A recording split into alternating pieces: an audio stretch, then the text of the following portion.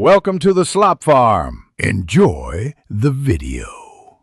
You start by rebooting and confirming basics because most system UI errors come from temporary conflicts.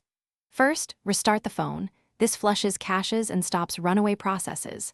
Once done, check storage and remove at least 0.5 GB of files or apps that aren't needed, since low storage causes UI instability. If crashes persist, boot into safe mode to test whether a third-party app is the culprit. This isolates system components quickly, so you know where to focus next. Now you take focused actions that address corrupted system data and app conflicts. Clear the system UI cache to remove stale temporary files. This often fixes rendering and responsiveness issues.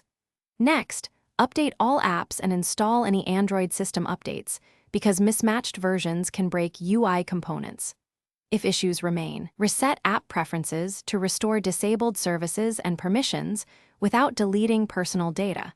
This often reinstates critical defaults. If nothing else works, back up your data and perform a factory reset. That removes any persistent corruption in system partitions and returns the UI to a known good state.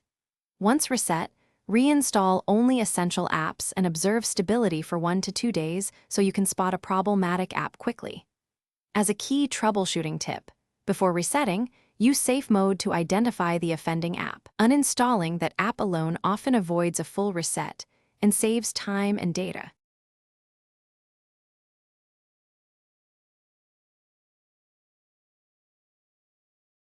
Thanks for watching. Consider subscribing if we helped you today.